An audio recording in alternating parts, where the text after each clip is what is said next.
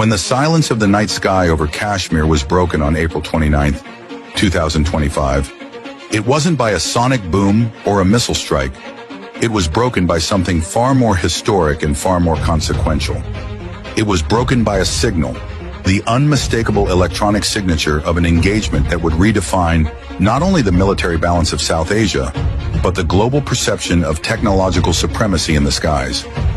On that night, under the cloak of darkness and the weight of decades of hostility, the air forces of India and Pakistan faced off in what would become the first known direct engagement between India's French-made Dassault Rafales and Pakistan's Chinese-built J10 CPs.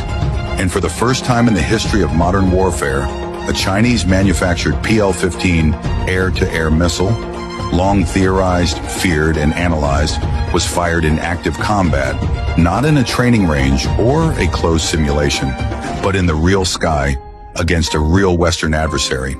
The symbolic weight of that moment cannot be overstated. For years, Western defense analysts speculated about the PL-15. With its range exceeding 200 kilometers, active electronically scanned array AESA radar guidance, and two-way data link, the missile represented the cutting edge of Chinese aerospace engineering. But until that night, it had never been used in live combat. That moment, when a Pakistani J10 CP pilot locked onto an Indian Rafale and launched a PL-15, marked the beginning of something unprecedented. The first ever use of Chinese next-generation missile technology in a peer-to-peer engagement. Not against insurgents or outdated aircraft, but against one of the most sophisticated Western fighters in operation. The PL-15 was no longer a rumor, no longer a theoretical threat on PowerPoint slides. It was now a weapon of war, and yet the world almost missed it. There was no bombastic announcement, no press conference, no smoking wreckage on the ground. What unfolded was a quiet but powerful shift, a stealthy chess move in the sky, where strategy, software, and split-second decisions changed the future of air power.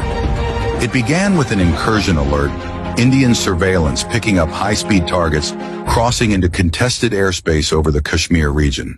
Within minutes, Rafales were scrambled from bases in Ambala and Hasimara. These aircraft, gleaming symbols of Western aeronautical dominance, were equipped with the Spectra electronic warfare suite, Thales RBE-2 ASA radar, and the Meteor missile, until now considered the most lethal long-range air-to-air weapon in the region. The Indian pilots flew with confidence, experience, and perhaps an expectation of overwhelming superiority. But they weren't alone in the sky. Awaiting them on the Pakistani side were multiple J10 CPs, the most advanced frontline fighters in Pakistan's inventory. Built by China's Chengdu Aerospace Corporation, these aircraft had been upgraded to match and exceed many of the capabilities found in Western 4.5 generation fighters. But what truly made the J10 CP a threat that night wasn't its engine or its airframe. It was the digital ecosystem behind it. Each jet was part of a live combat network, connected in real time to ground-based sensors, airborne early warning and control aircraft, and AI-assisted targeting algorithms. And unlike traditional combat formations, the J10 CPs were flying as part of an integrated swarm, each one feeding and receiving data from the others in milliseconds. From the moment the Rafales entered contested airspace, they were already being tracked by radar nodes located far beyond visual range. The J10 CPs began to maneuver in coordinated arcs, utilizing radar cross-section management and deceptive jamming pulses to obfuscate their locations. The Rafale's Spectra suite responded, trying to build a threat picture, but the clutter was overwhelming. Radar reflections bounced from false echoes, infrared signatures faded and reappeared, targets split and remerged. It was electronic ghosting at an unprecedented level. And at that moment, as one Rafale pilot attempted to establish a radar lock, the lock was lost. Then another. Then came the missile alert. The first PL-15 had been launched. That moment, a digital lock from beyond 150 kilometers, a launch command passed through an AI-vetted fire control system, and a sleek, ramjet-powered Chinese missile streaking through the upper atmosphere toward a French-built aircraft signified the crumbling of a long-standing assumption. That assumption being that no non-Western air force could successfully use its indigenous weapon systems in real combat to challenge a frontline NATO standard fighter. The PL-15's guidance system, built on AESA radar, similar in class to Western systems, but tuned to operate in heavily jammed conditions, allowed it to maintain lock even under Spectra's defensive scrambling. For the first time, the French-Indian fusion of stealth, jamming, and sensor resilience faced a missile with equivalent, or possibly superior, electronic resistance. The Indian Rafale, evading at full throttle and deploying countermeasures, managed to break radar lock at the final moment, but not without consequence. The engagement disrupted the formation. Communications went dark. Indian pilots reported scrambled data links, delayed targeting information, and overlapping threat indicators. One pilot later recounted feeling like they were flying inside a maze of mirrors, never sure if what they saw was real or a decoy.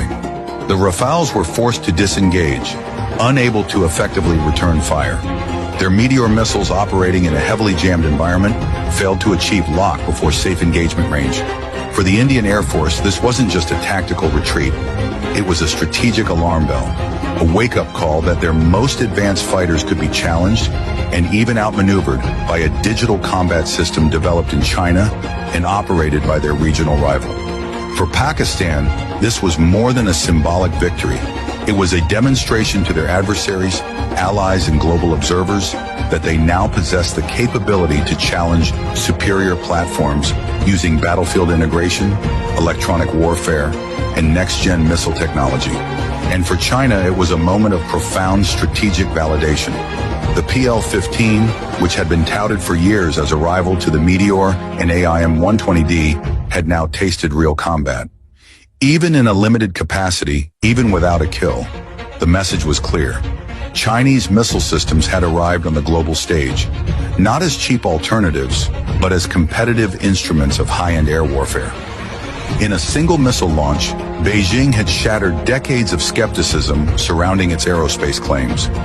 Around the world, military planners took note.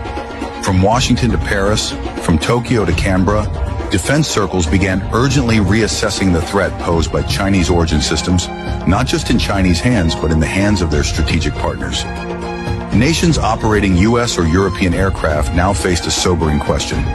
Could their platforms hold the line against next-generation Chinese missiles deployed by adversaries in complex electronic warfare environments? Could traditional dogfighting doctrines survive in a battle space where the kill chain is completed at 150 kilometers by software? This wasn't just about a missile. This was about the collapse of the Western monopoly on electronic warfare supremacy. The idea that only NATO standard